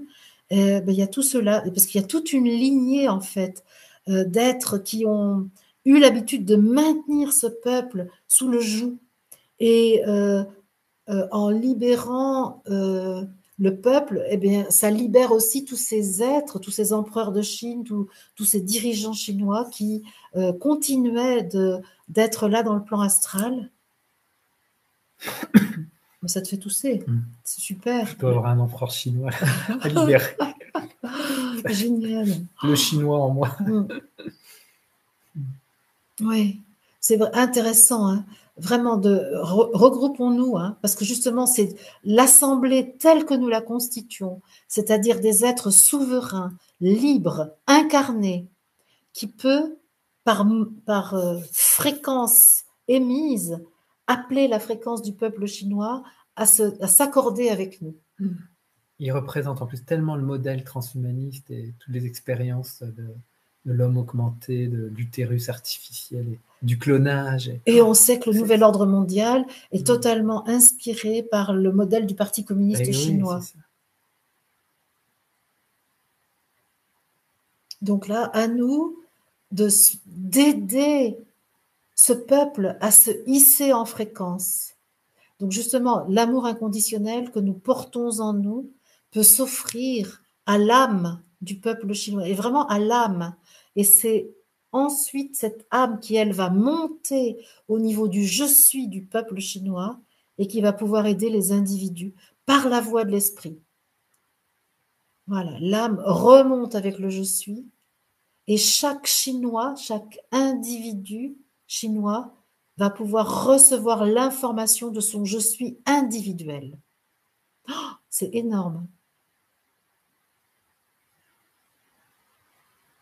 C'est-à-dire que là, ce que je suis en train de voir, c'est que la force spirituelle que nous offrons au peuple de Chine permet que le je suis de chaque habitant de la Chine individualise sa manifestation, tandis que jusqu'à présent, la manifestation des je suis était agrégée, était collée. Et là, voilà que grâce à l'opération spirituelle que nous faisons, chaque habitant reçoit de son je suis l'information de son identité propre. Et ça n'est plus une âme groupe qui agit, mais bien des je suis souverains qui peuvent dire non à toute autorité extérieure à eux-mêmes et qui peut dire oui, chaque habitant peut dire oui à son identité personnelle, propre, celle qui émane de son je suis.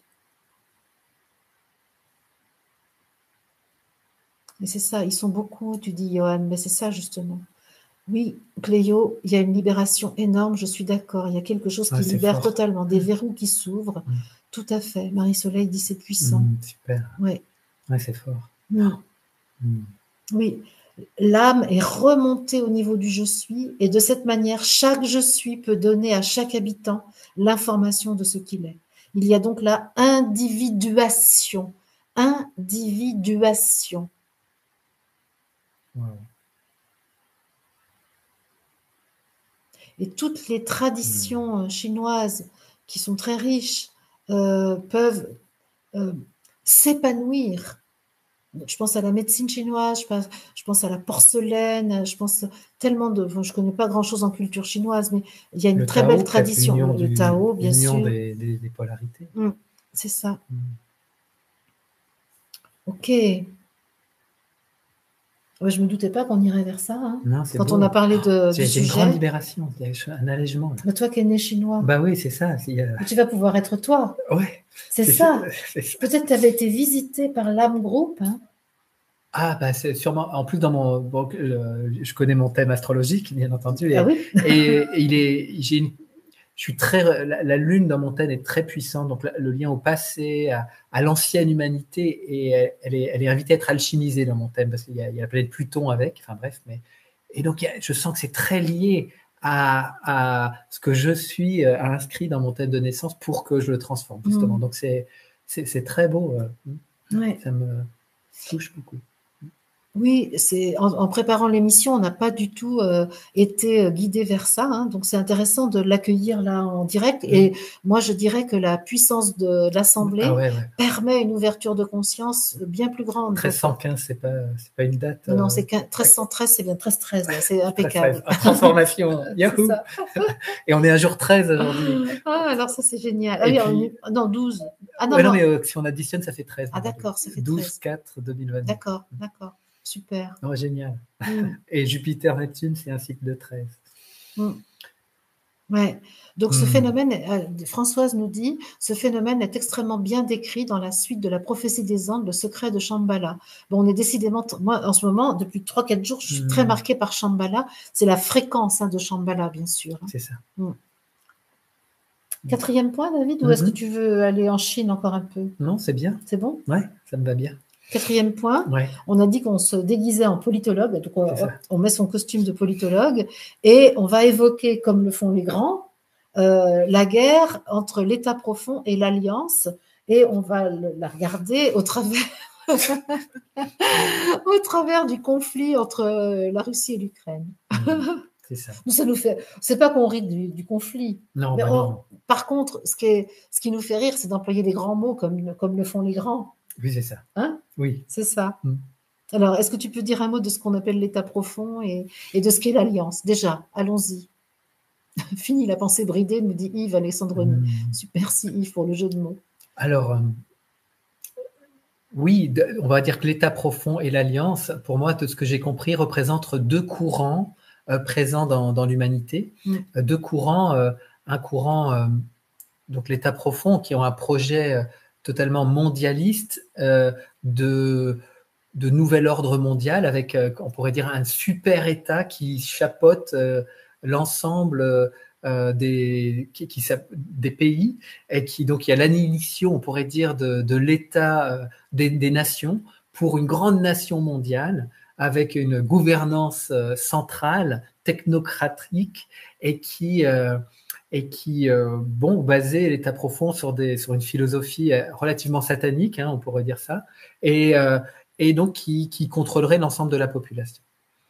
Donc ça, c'est l'État profond. C'est représenté notamment concrètement par exemple Bidon aux États-Unis, Micron en France. Spéciale dédicace pour Olivier, si tu es encore là. C'est ça. Info Libre 2. Donc représenté par voilà, très clairement le gouvernance en Angleterre, le canadien, même l'Allemagne. Donc tout ça, c'est des pays qui portent véritablement ce courant-là. En fait, ce qu'on appelle l'État profond, c'est-à-dire que ce sont des institutions plus ou moins cachées qui agissent en souterrain, en influençant les gouvernements officiellement en place. Exactement. Et bon, on pourrait dire qu'ils sont très infiltrés à l'ONU, et qui est un peu l'entité technocratique qui donnerait la forme à cet État profond pour l'ensemble de la planète. Oui, et c'est très lié aussi au Forum économique mondial. Exactement, de Davos. Voilà, c'est ça. En fait, c'est ça. Ce sont en fait, c'est tout ce qui, on pourrait presque dire, c'est du lobbying permanent avec les gouvernants. Exactement. Mais c'est profond dans le sens, c'est un peu des souterrains. C'est pyramidal. Là, on est complètement dans les structures pyramidales, et plus, voilà, on pourrait dire le sommet de la pyramide.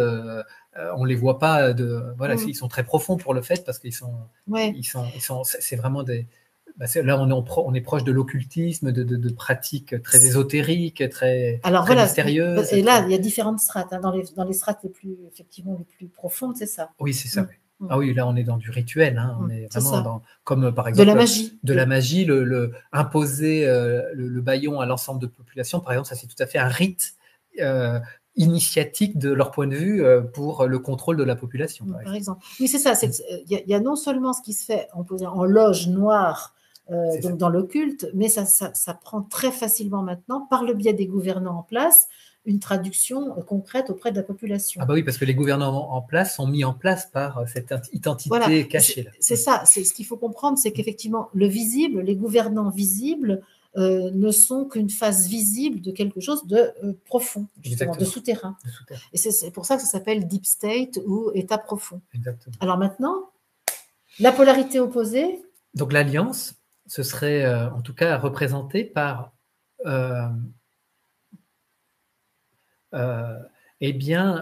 une vision du monde qui est basée sur l'État souverain. L'État souverain, c'est-à-dire une vision souveraine des entités, et puis qui fonctionne en partenariat avec les autres États souverains. En tout cas, il y a quelque chose comme ça. Ça s'oppose donc au globalisme qui est prôné par l'État profond. Exactement. Et donc, on peut considérer que les gouvernants, les hommes politiques qui prônent la souveraineté nationale sont plutôt en phase avec la souveraineté individuelle aussi, ou pas? De mon point de vue, pas forcément, non. Ah. C'est une autre manière, pour moi, de ce que je comprends, on reste sur un courant dualiste, c'est-à-dire de séparation. Et donc, il y a quand même un État contrôlant, même si cet État-là est national et non global. C'est ça. Mais de mon point de vue, on va parler peut-être souveraineté des peuples, mais c'est le peuple en tant qu'entité, mais pas en tant qu'individu. Souveraineté des peuples, ça veut dire effectivement dans la croyance que la démocratie est encore un outil qui est pertinent. Exactement. C'est-à-dire que dans l'Alliance, effectivement, on pourrait considérer que les États qui sont dans l'Alliance sont des fervents défenseurs de la démocratie dans sa philosophie première. C'est ça. Mais et donc, attends, parce que j'ai été capté par un commentaire. Y a-t-il des gouvernements du monde qui sont dans l'état profond, du côté de l'Alliance? Dans le monde, alors, des figures représentatives de ce courant-là, ça va être Donald Trump aux États-Unis. Mais qui n'est plus au pouvoir. Des gens qui sont plus dans cette... Notre ami Vlad. Vlad aussi dans une vision étatique, souverainiste, nationale, très forte. Éventuellement le président chinois, mais moi, je ne sais pas trop c'est ça, penser, parce que parfois, au sein même des États, il y a les doubles. Il y a par exemple, en Chine, dans ce qu'on peut lire, le Parti communiste chinois, qui est la structure du pays, serait un peu deep state. Par contre, État profond. Par contre, le président serait plutôt l'Alliance. Voilà, c'est ça. Par exemple, si vraiment parmi vous, il y en a qui sont intéressés, moi, celui que j'ai entendu en parler quand même de façon assez pertinente et explicative, c'est Alexis Cossette, de Radio-Québec. C'est ça. Et puis, on a aussi l'autre canadien qui est interviewé par Emma Crozy, Sylvain Laforêt. Sylvain Laforêt. Donc là, si ça vous intéresse, c'est vrai que moi, je suis pas une spécialiste non plus, mais bon. Par contre, la notion d'alliance, ça sous-entendrait que face aux globalistes, donc qui sont eux assez bien organisés en réseau, il y aurait un réseau en face. Exactement. Donc une alliance qui est carrément structurée aussi. Ah bah oui, alors là, a priori, donc l'armée américaine. Ah oui, Antoine de l'Alliance humaine aussi peut expliquer ça très bien. Oui, c'est ça. Là, par exemple, aux États-Unis, Donald Trump aurait la main sur l'armée américaine, et par contre, l'État profond, son armée, ce serait plutôt l'OTAN, l'armée de l'OTAN. Oui, puis ils ont la CIA et le FBI. C'est ça. Après, des entités. Oui, c'est ça. Donc, il y a des strates vraiment. On avait un peu nommé ça dans notre précédente émission. On s'y perd un peu parce qu'on imagine bien qu'il y a des imprégnations de l'un à l'autre, des gens qui jouent double jeu, qui sont à la fois qui mettent le costume Deep State, mais en fait c'est l'Alliance, et d'autres. Donc là, on arrive dans un micmac un peu chaotique, parce que on pourrait dire l'enfer, c'est le monde de la séparation, et là on y est pleinement. Donc on dit que dans l'enfer, le diable, il se tape dessus à la fin. Enfin, je veux dire. Mais pour revenir au scrutin français, on a bien un représentant du Deep State. Ah, exactement. Oui. Et puis face à la femme qui, elle, pourrait être plutôt nationaliste, patriotique. Et qui avait en plus des affinités avec un Américain, Bannon, qui était copain à Trump aussi. Donc on voit bien qu'il y a quand même une affinité. On retrouve donc cette dualité un peu partout, dans tous les pays en fait.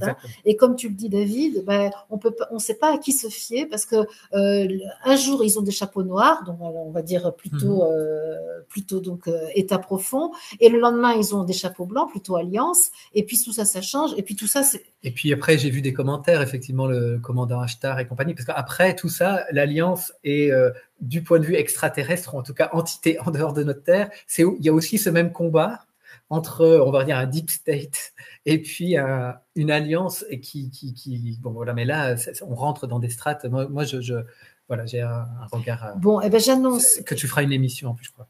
Voilà, c'est ça. J'annonce, David, tu as raison de le dire. C'est pas ton porte-voix.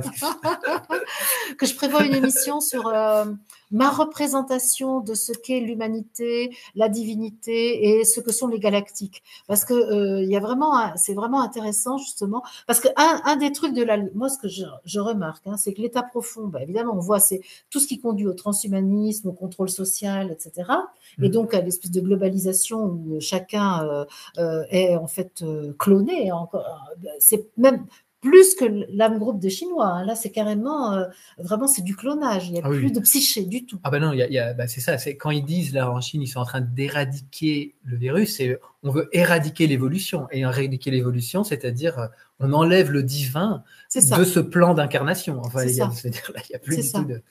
Et donc au niveau de l'alliance, par contre, ce que je remarque dans l'alliance, c'est que c'est toujours demain. Il y a toujours une attente. Ah, c'est ça, une attente. Alors ça, pour moi, c'est pas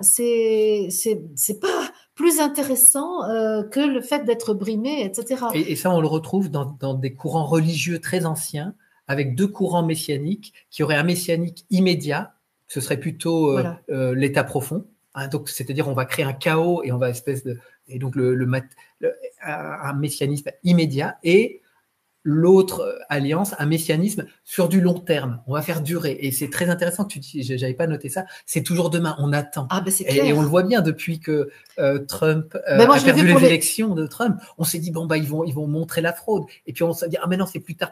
Moi, je me rappelle parce que je suis rentrée dans le jeu. Et puis on a toujours trouvé ah ben non, mais c'est exprès, il faut attendre que... mais donc, waouh, ça n'en finissait jamais. C'est ça.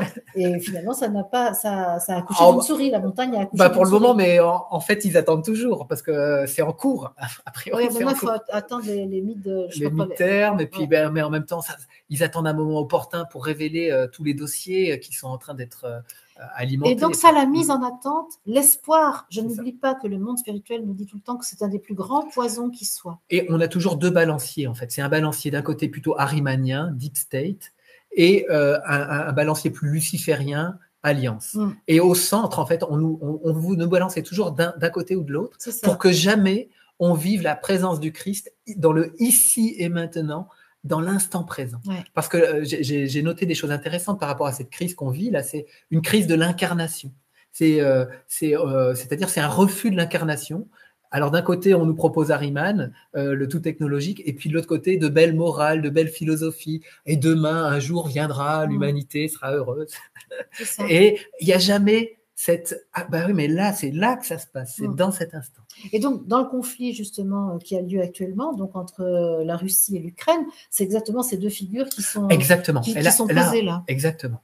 Avec une interprétation multiple et variée, parce que la crise d'Ukraine a été montée. Donc, qui serait plutôt du côté, du globalisme, donc de l'état profond. Parce qu'il y avait plein d'intérêts à détourner l'attention du peuple sur ce conflit. Il y avait les remontées post-injection qui sont très mauvaises. Donc, d'un coup, on a pu parler de... Ah oui, il fallait mettre le projecteur sur autre chose. Et puis, ça vient nourrir un conflit, un terrain d'attention. Et puis, effectivement, c'est vraiment là une attaque très forte du Deep State qui veut anéantir, on pourrait dire, la Russie, qui est un bastion de l'Alliance. De l'Alliance, on va dire ça comme ça. Alors, peut-être que c'est quelques raccourcis là. Hein, le problème, c'est ça, c'est qu'on est obligé d'y aller à grands coups de serpe, et puis pour garder un peu de compréhension, il faut quand même voir l'aspect un peu archétypique des choses, et non pas totalement réel, en fait. Oui, c'est pratiquement dans les grands symboles. Hein, oui, parce que de toute façon, ce qui est sûr, c'est que au vu de la fabrique de l'information permanente en ce moment, l'accès au réel, notamment sur des grands conflits, est compliqué. Enfin, je veux dire, on est bien loin de la réalité des choses. Et la majorité de la population a été coupée du réel. Alors, on l'a évidemment vu dans la crise covidienne, mais là, on le voit encore de manière tellement énorme, comment avec le conflit ukrainien, où on crée des scènes en direct, on fait des montages, mais c'est du cinéma improvisé. Ça n'a plus du tout à voir avec la réalité. C'est ce qu'on veut vendre à la population. C'est ça. Et donc, moi, ce que j'aimerais, puisqu'on t'a parlé de Lucifer et Ahriman, et effectivement, on peut bien voir comment le nationalisme, là, ça pourrait être vécu comme le patriotisme, là, un peu comme la version luciférienne, tandis que l'état profond, c'est la version ahrimanienne. Donc, je rappelle, Lucifer et Ahriman, 2 visages du Satan, puisque le Satan, par définition, est double. Diable, ça veut déjà dire double. Donc Lucifer qui essaye de nous désincarner, qui va plaire à tous ceux qui n'aiment pas l'incarnation et qui veulent repartir en quelque sorte dans les étoiles.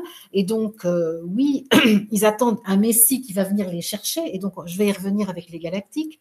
Et puis, de l'autre côté, donc les globalistes qui, eux, donc plutôt symbolisés par l'Ukraine en l'occurrence, là, qui sont complètement instrumentalisés par ceux qui tirent les ficelles de la chose. Et puis, qui vont nous emmener vers Ahriman, donc l'autre visage du diable. Ahriman, c'est cette partie du diable qui veut nous faire croire que nous ne serions que matière et qu'il n'y aurait aucun esprit en nous.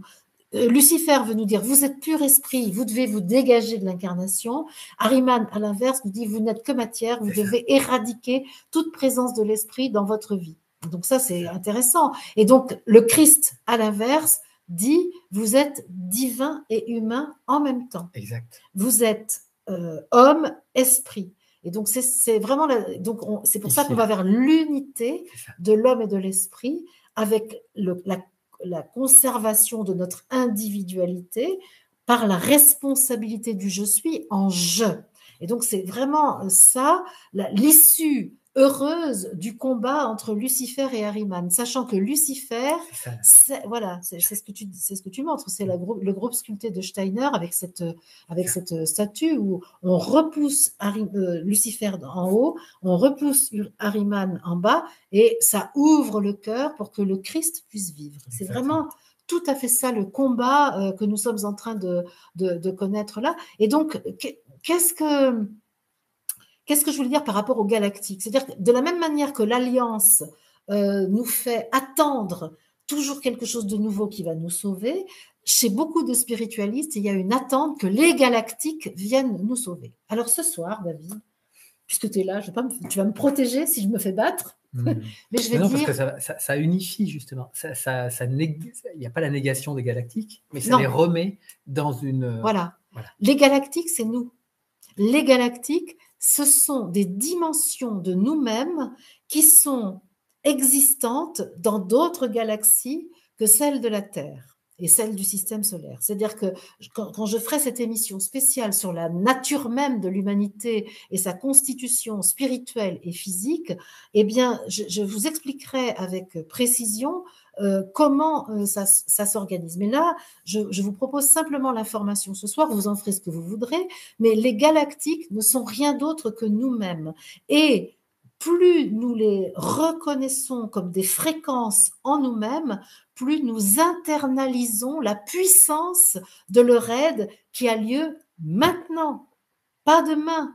Autrement, on fabrique une image mentale projetée à l'extérieur de nous. Ça n'est pas un messie. Et on va humaniser encore cette histoire des galactiques avec le bien, le mal, etc. Et on n'en sort jamais de cette roue de la dualité. Toute autre chose projetée sur notre dimension galactique est quelque chose qui va dans notre corps astral et qui est de l'ordre des égrégores.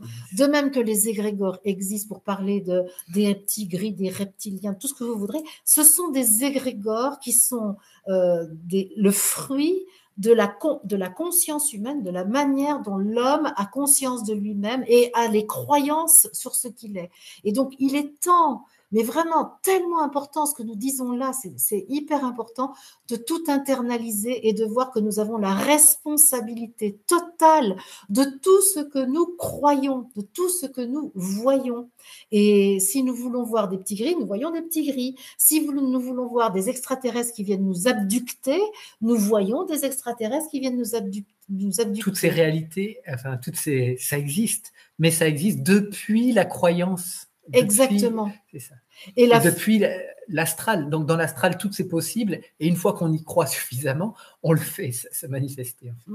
Alors, c'est ça. Et donc, plus nous internalisons, nous considérons que nous sommes Dieu, créateur des univers, plus nous pilotons les galactiques et nous faisons en sorte qu'ils soient avec nous au service de l'unification, parce que c'est nous. C'est encore une manifestation de je suis.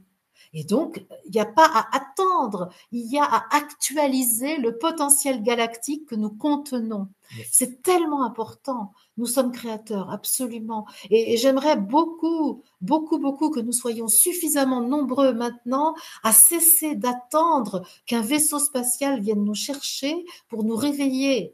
Réveillons-nous et nous ferons en sorte que notre corps galactique, parce qu'il y a une réalité du corps galactique, que notre corps galactique soit actuel, Et présent. opérationnel. Imago Dei, imago vivo Dei. Voilà, mais tout à fait, c'est vraiment ça. Et donc, quand on parle de l'état profond et de l'alliance, moi j'ai besoin de dire que l'alliance, nous avons la nouvelle alliance. Elle est là, elle est entre je suis et je. Ah, je me suis énervée. Non. Juste Le feu de l'esprit enthousiasmée. Je me suis enthousiasmée. Et donc, c'est ainsi que Hercolubus et Nibiru sont à nos ordres. Et elle apparaîtra, cette nouvelle entité stellaire qui apparaîtra lorsque la conscience de l'humanité sera prête à la voir. Et pas, c'est pas quelque chose qui va être subi, c'est-à-dire quelque chose qui vient de l'extérieur. Nous avons la télécommande entre les mains. Nous avons la zapette dans la main. Et pas pour changer de programme de télévision, pour changer véritablement l'espèce humaine. Parce que c'est de ça dont il s'agit, changer l'espèce humaine. C'est vraiment important. Des galactiques, des dimensions collaborent déjà avec nous. Mais oui, c'est nous. Les galactiques, c'est nous. Oh, qu'est-ce que j'aimerais être entendue. Mais j'y reviendrai, j'expliquerai comment, parce que ça demande vraiment un petit peu de rigueur pour pouvoir l'expliquer de manière à ce que ce soit assez facile à intégrer. Donc, tout ça, c'était pour parler donc du conflit mondial. Exactement. C'était génial. Ouais, tu trouves? Ouais, j'ai bien aimé. Bon, ok. Est-ce qu'on a encore quelque chose à dire, David? Ma petite phrase du début. Celui que tu choisis pour roi, il te tuera. Si tu te choisis toi, éternellement, tu vivras. Ça, c'est vraiment un précepte qui est vraiment intéressant. D'ailleurs, je remarquais tout à l'heure quand on préparait l'émission qu'aucun candidat à la présidence d'une république, quelle qu'elle soit, ne fait état de sa vision du monde. Tel candidat a-t-il une vision spirituelle du monde ou une vision matérielle du monde? On considère en effet que cette option de la vision du monde appartient à la sphère privée. Mais comment c'est possible? Ma vision du monde détermine mes valeurs les plus profondes. Ma vision du monde est ce qui fait que je vais prendre un certain nombre de décisions. Donc moi, un candidat qui ne me dit pas quelle est sa représentation du monde, je ne peux pas. Je ne peux pas les lire. Je ne peux pas. Je ne sais pas quelles sont ses valeurs. Donc, ça, c'est quand même quelque chose, c'est hyper important, cette affaire-là. Donc là, voilà, on en est là. Maintenant, reconnaissons-nous entre nous à partir de nos valeurs et donc de notre vision du monde, et non pas à partir d'un programme mental dont on sait que de toute façon, il n'a aucun fondement. Et il ne sera pas appliqué. Il ne sera pas appliqué. Comme avait dit Jacques Chirac, les promesses n'engagent que ceux qui les croient. J'avais trouvé que c'était totalement sadique, mais totalement réaliste. Parce que c'est inapplicable, en fait. C'est ça.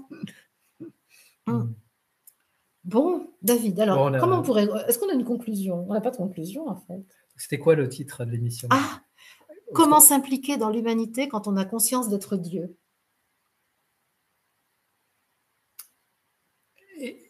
Comment? Eh bien, occupez-vous du quoi? Le monde spirituel s'occupe du comment, Mario. Alors, mais non, tu avais une autre phrase, parce que ça, c'est vrai. Et les béatitudes, occupez-vous du royaume, et tout vous sera donné de surcroît. C'est ça. Occupons-nous de notre royaume, de notre souveraineté, de notre je suis. Et pour le reste, tout nous est donné. Ne nous occupons pas du monde extérieur. Ça vient... Voilà, en lien, ce sera en écho-résonance à la qualité de présence, à notre royaume intérieur. Et la vie, alors on nage dans le mouvement de la vie, comme dit le mantra magnifique, et c'est ça. Et on met plus d'énergie comme ça, aller se battre contre un moulin à vent. Et donc, un Ricard, sinon rien. Non, c'est pas du tout ça. Ça, c'était dans ma vie d'avant. C'est une élévation. Je l'ai dit, un Ricard, sinon rien. Voilà, et ben, une élévation de fréquence, sinon rien. Hein, c'est Shambhala, sinon rien. D'accord? Ouais, ouais. Shambhala en moi, sinon rien. Mm. Et donc là, comme ça, quand je vais au supermarché, je maintiens ma fréquence le plus possible, 1444 personnes. Moi, je dis que c'est génial. Mm. Et donc, je maintiens ma fréquence le plus possible. Et de ce fait, je ne suis pas impactée par les basses fréquences. Parce que c'est ça la question. Donc, on peut prendre un temps pour se relier au royaume. Là. Allez, David, vas-y, tu nous guides. Mm. Oh, David, guide-nous vers le royaume. Ok. Donc, moi, je reviens totalement vers la présence au corps.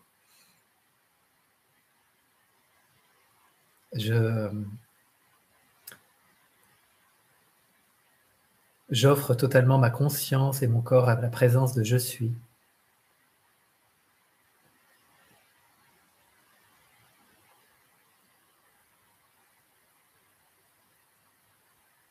Et donc là, je peux ressentir de la chaleur qui augmente dans mon corps. Mon corps, je peux sentir qui s'expanse, qui s'ouvre. Ça se détend.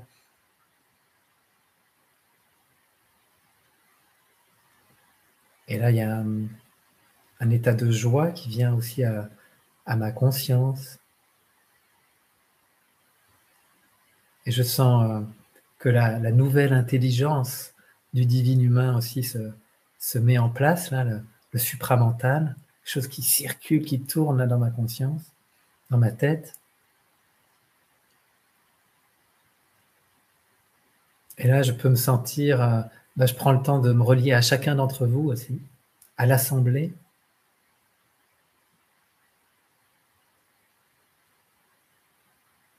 Et je sens que c'est toute notre assemblée là qui s'élève dans les royaumes de Shambhala, justement, dans cette fréquence Shambhala.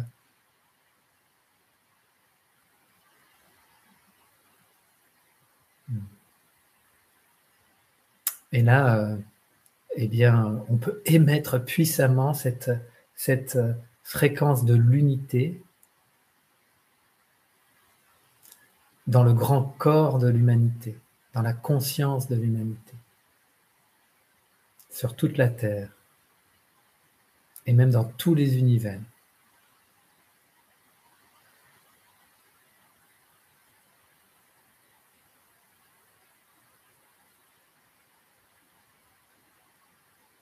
Et là, le maître cristal en nous dit, vous voici au royaume, vous voici dans votre propre royaume, établi en tant que souverain sur votre trône.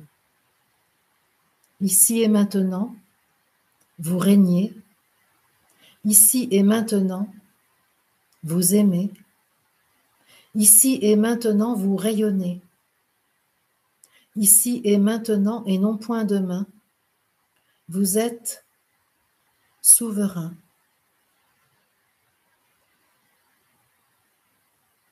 Élu par choix que vous avez fait vous-même de vous hisser vers votre être suprême.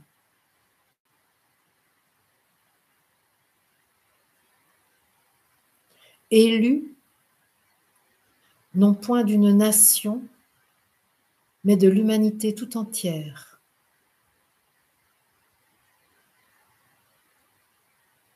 Élu par votre propre reconnaissance du divin en vous, par choix de vivre pour cette divinité et non point dans la croyance que vous êtes cantonné à la densité. Élu parce que vous savez votre éternité, que vous vivez dans l'intensité.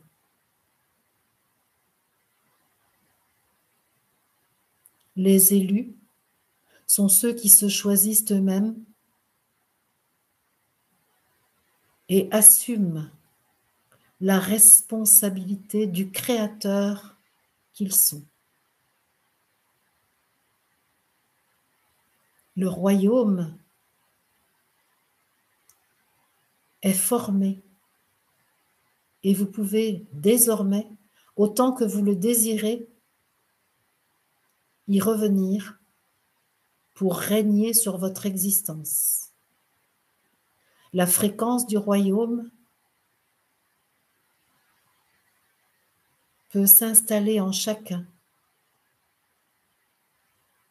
chez toutes celles et tous ceux qui le veulent bien.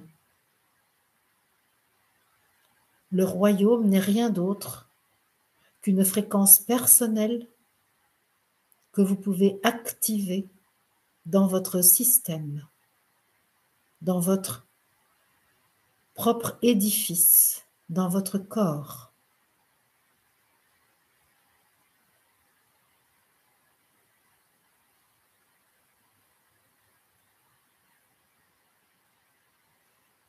Wow. Voilà. Merci David. Merci Marie-Odile. Je vibre. Ben, nous étions au royaume. Oui, c'est ça. Dans notre royaume. Et j'avais la phrase de Jésus, et le royaume grandit, il grandit, et tous les oiseaux des champs viennent s'y abreuver. Et je nous voyais l'assemblée, là, eh bien, ce grand royaume, et tous les humains qui veulent se souvenir qu'ils sont Dieu, ils peuvent venir prendre place dans le royaume, comme aimantés. Merci de vibrer avec nous, parce que je vois que Pierre nous dit qu'il vibre très fort. Merci Pierre, merci beaucoup. Et puis merci à Sonnen, la lumière, toujours Pierre, Afifa, Mireille, Monique. Vous êtes restés nombreux, vous êtes dessus. 1414, allez, c'est parti. Ouais, super, vous êtes génial les amis. Allez, on n'arrête pas les amis. Ouais. C'est ça. Alors, on arrête là, Marie-Odile. C'était une belle émission. Ouais, merci. À toi. Tu as bien fait d'avoir ta petite crise avant de commencer. Ouais. Ça a purgé l'atmosphère. Ah oui. C'est vrai. Ah ouais. Vous m'auriez vu, les amis. C'était très beau. Très beau. C'était vrai. Donc, c'était beau. C'est ça. Je vous retrouve demain matin à 9h sur l'antenne de Linda Martin, le triathlon du sourire. Elle me fait faire quelque chose que je ne sais pas faire. Elle me fait dessiner. Tu t'en sors bien à chaque fois, Marie. Je sais pas, j'ai fait une fois, c'est la deuxième édition, on va rigoler. Moi, j'ai bien aimé, j'étais comme une petite fille, donc c'était super. J'avais jamais dessiné quand j'étais petite fille, donc à 65 ans, il n'est pas trop tard. Et donc, et puis je vous retrouve aussi demain soir à 20h pour une nouvelle guidance. Je serai toute seule derrière l'écran. C'est jeudi que tu seras accompagnée d'un autre homme. J'ai un autre homme dans ma vie. Eh oui. Je suis polygame. En la personne de Didier. Didier Tarte, l'ineffable médecin qui sera avec moi. Et justement, préparez vos questions parce que jeudi... On sera aux commandes avec Élodie. Avec Élodie, vous serez aux commandes pour traiter les questions du chat. Donc, c'est super. Donc, c'est pour jeudi soir, 20h avec Didier. Toutes vos questions sur la santé, la médecine, la pourriture des laboratoires pharmaceutiques, tout ça, vous pouvez y aller. On sera super avec Didier. Voilà, coucou Didier, peut-être que tu nous écoutes. Quoique le mardi soir, le Didier, il fait du chant des voyelles. T'écouteras en différé, Didier, c'est super. Ok les amis, bonjour à tous ceux qui écoutent en différé d'ailleurs. Bye bye. Bye.